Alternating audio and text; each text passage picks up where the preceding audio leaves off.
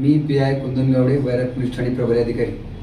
वैराग police Thane येथे गुन्हा number 189/2026 BNS कलम 103(1) व इतर या अन्वये खुनाचा गुन्हा दाखल होता. सदर गुन्ह्यातील फिर्यादी ज्ञानेश्वर दादासाहेब कापसे यांनी फिर्याद दिली होती. त्याच्यामध्ये त्यांचा भाऊ यातील मयत दिनेश उर्फ आप्पासाहेब कापसे व त्याचे इतर मित्र आणि यातील आरोपी हे सर्वजण 1 तारखेच्या रात्री एकत्र दारू पिण्यास बसले असता त्यांच्यात किरकोळ वादविवाद झाले होते.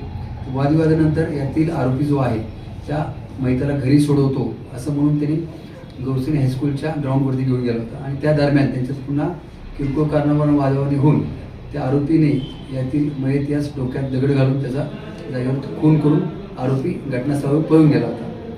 घटनास्थळावर पळून गेल्यापासून आरोपी हा अद्याप फरार होता. सदरच्या गुन्ह्याची व्याप्ती मोठ्या प्रमाणात असल्याने मर्डरचा गुन्हा होता. वरिष्ठांनी गांभीर्याने सूचना देऊन आरोपीला तात्काळ अटक करण्याची सूचना केली होत्या. त्या अनुषंगाने वैराग पोलीस ठाणेकडील PSI भापकर साहेब सोबत त्यांच्याकडचे अंमलदार DB पथकाचे आकाश पवार, राहुल पाटील तसेच माझे दप्तरी मुंडे आणि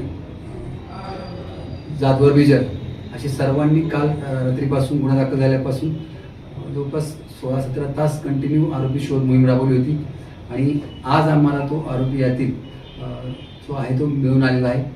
त्या आरोपीस ताब्यात घेतलेला आहे. त्या अनुषंगाने अधिक आरोपीकडे विश्वासात घेऊन गुन्हा करण्याचं नक्की कारण काय, त्यात आणखी कोण त्यात समावेश होतं का याचा आम्ही सखोल तपास करीत आहोत.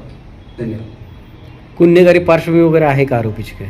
आरोपी हा मोलमजुरी करणारा आहे. तसं सराईत गुन्हेगार नाही आहे. दारू वगैरे पिण्याचं त्याला व्यसन आहे. 2019 किरकोळ स्वरूपाचा गुन्हा दाखल होता. त्याच्यानंतर त्याच्यावरती सिरियस क्राईम रेकॉर्ड असल्याबाबत कुठलाही अभिलेख उपलब्ध नाही.